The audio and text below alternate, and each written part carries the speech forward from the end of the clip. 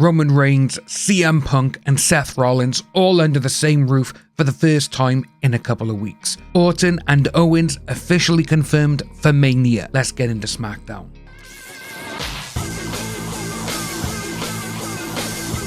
Coming from Bologna, Italy, SmackDown actually kicked off with Randy Orton coming down to the ring to address Kevin Owens. Kevin Owens actually came out to the ring and interrupted Randy before Randy could even say anything. Owens actually surprised me. He straight up apologized for the things that he's done to Orton in the past. But he didn't regret the things that he did to Sami Zayn and Cody over the last couple of months. It was a strong promo segment between the two, with some of the highlights just being Owens saying that the old Orton who punted people should stay in the past. And Owens even proposed that him and Orton, they should become a tag team so they can win the championships at WrestleMania. But then Orton took over and unleashed some of the best mic work we have seen from this guy in quite a while. Orton recalled how Owen used to be fight Owens fight, but is now nothing but bitch Owens bitch. Orton then actually challenged Owens to a match at WrestleMania, which, to be honest with you, this was actually a really good start to SmackDown, and it got the crowd pumped up for what was going to come next. Our first match of the evening was actually Damian Priest, Jimmy Uso against Drew McIntyre and Shinsuke Nakamura. The match was entertaining. Big power moves from McIntyre and Priest on the smaller Nakamura and Uso, but Priest did get the win with the South of Heaven on Nakamura. But after this, once Nakamura rolled out of the way, McIntyre beat down Priest and he just went to town on the guy. But after that, he just took him out with a claymore, and McIntyre then just looked at Priest and said, "Every time you get back up, I'm putting you back right on the ground." It was good, I will say that. Overall though, I'll probably give this match a 3.5 out of 5 because it was a good starter, it got a lot of people pumped, and when McIntyre's in the ring, he just creates magic. There is something about McIntyre that I do think he's being wasted, I really do. I think we will see a good match between him and Priest at Mania, but overall though, McIntyre deserves to be in the main event picture and going for the title, he really does. Next up, we had an interview of sorts between Women's Champion Tiffany Stratton and Charlotte Flair. It was a proper bitchy back and forth between the two as well, and if you read online, you actually got some people saying that it was all unscripted and improv between the two, which does actually kind of show true because some of the barbs they were throwing it back and forth against each other was actually kind of funny, and some of them, especially when Tiffy said to Charlotte, "The crowd doesn't even want you." But I just hope their match at Mania is a stellar one, and to be honest with you, the last time Charlotte Flair was at Mania, WrestleMania 39 against Rhea Ripley, that was the best match of night one. It was such an incredible match. To be honest with you, it should have been a main event, it should have. But after this though, we got back into the ring where we had Jacob Fatu going one-on-one against Braun Strowman for a title shot that was on the line against LA Knight. And this was actually an okay match. The match went exactly as we all thought it would. Big power moves and some fun spots. Seeing these two monsters just taking each other out week after week is always fun. And obviously though, Jacob Fatu lost the match via DQ.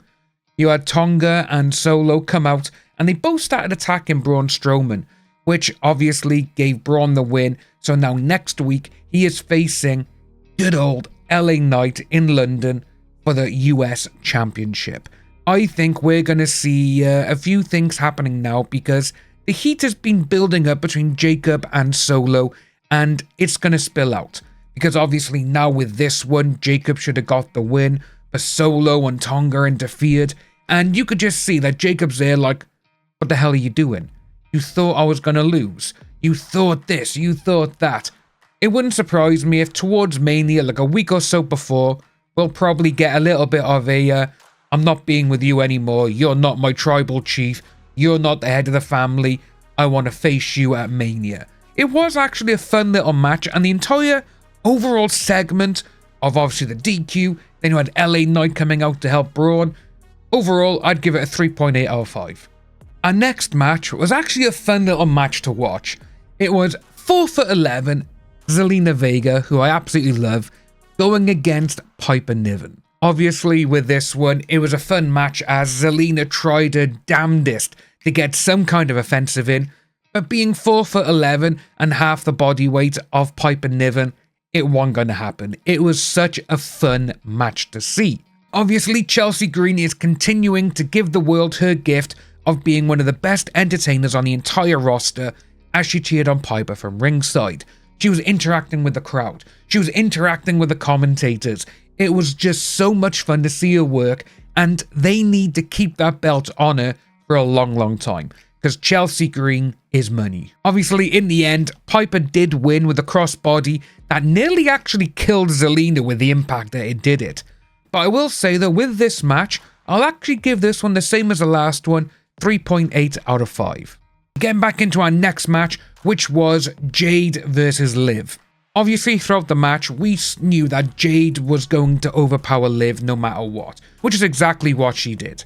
About a minute or two into the match, with Jade overpowering Liv, Raquel just grabbed Liv and said, "We're going away, we're going back to the backstage area." As they were making their way to the backstage, Jade grabbed Liv and just threw her back in the ring. We then got a bit of back and forth between the two, with Liv locking in a rear naked choke only for Jade to power out of it, which in this match, Jade actually looked really, really good. And as she was about to get the win, obviously good old Naomi appeared, and she just wiped out Jade with a title belt to give Liv Morgan the win. Naomi then got in the ring and just obliterated Jade. She threw her out of the ring, and it was literally just going to town on her. Overall, I'd probably say this is actually the best match of the entire night, and it's getting a 4.2 out of 5. But then we went into our next match, which was the Street Profits. But first, the Street Profits came out, and for some unknown reason, they decided to give them brand new music. And when we say that you could hear a pin drop, you literally could. The music played, and it wasn't until the announcer said it was the Street Profits that the crowd actually went, "Oh, yay!" Which, I don't know why they're doing it. Why would you give brand new music to your team that just won championship gold, and the following week, no one even gives them any ovations, doesn't cheer or chant for them, because you change the music and everyone's like, "Well, who the hell is this?" For all they know, it could have just been the SmackDown music playing. But obviously, after a short promo and the crowd chanting to the Street Profits, "You deserve it," for them getting the belts back, we had an impromptu match because you actually had Los Garza and Pretty Deadly come down and interrupt the Street Profits during their time with the crowd. But during all of this, Pretty Deadly were just like, "Yeah, we got the next crack at the belts, so if you two want to fight, go ahead," which is actually kind of funny to see. And then we had the impromptu match. It wasn't a bad match, but I wouldn't say it was a good match either. There was some entertaining aspects, but overall though, there was a few things that they did. Actually, it was about halfway through the match where they were trying to be flashy for the sake of flashy, but overall though, the Street Profits did get the win, and it was an okay match. So for this one, I will be giving it a 3 out of 5.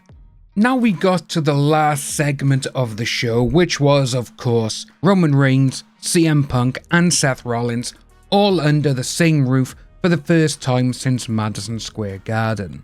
I was actually quite surprised that during the show they didn't actually build this up over the course of it, but when Roman Reigns came out and his music hit, the crowd just erupted. He stood there with his wise man Paul Heyman for a little bit, and the crowd were just going nuts, and you could see that Reigns and Heyman were just soaking it all in and absolutely loving it. After a few moments, Heyman actually handed Reigns the mic in a very spectacularly funny way, and Reigns just unloaded remarks about Punk and Rollins.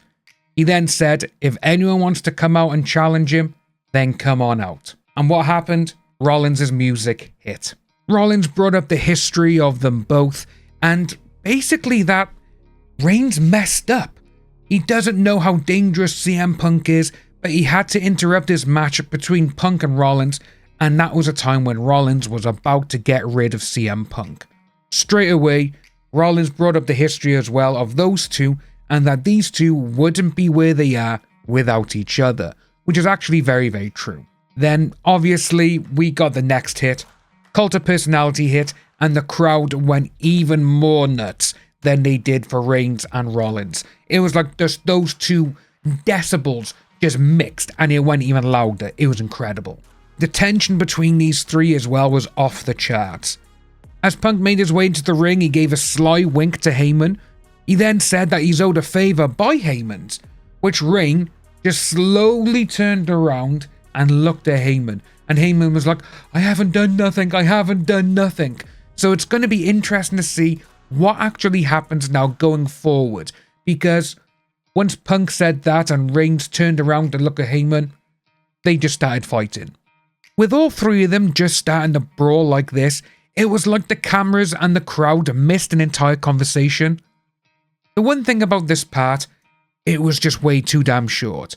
Not about the brawl, because the brawl went on for like 5 minutes. Even after the show went off the air, if you look on WWE.com and also on YouTube, you still see the fight going on. But when Reigns said he was going to be out there for 15 to 20 minutes, the segment ended like 9 minutes after he said it. I just think everyone wanted the promo to be classic, with each one of them saying a few things, hinting at things like Punk did with Heyman. But overall, though, the segment just seemed confused and nothing was really said. In between the fighting, obviously, after Rollins took out Punk, Rollins would stand up and point to Mania. Then Reigns would take out Seth and he'd point to Mania and go, we're going there. And then Punk did the same. It's almost like, yeah, look, we're going to do this. And it just kind of fell flat. But overall, though, I will give this entire show an 8.3 out of 10. It was a good show. Like I said, there was some parts of it, the main segment being the main one, where it's like, what's happening? You know, what have we missed? Where's the actual conversation between these people? It just wasn't there. But the Jade Cargill and Liv Morgan match, one of the best of the last couple of weeks. It was such a good match. Like I said, overall, I am giving this show an 8.3 out of 10. And next week, for Raw and SmackDown, we are here in the good old United Kingdom, which, as they will be around my time, 8 PM my time, I may be doing watch-alongs on my other channel, on my main one, ComeGeekSome, and on Twitch. When we do that, we'll let you know. But guys, like and subscribe. Let us know what you thought about this down below, and we'll see you soon.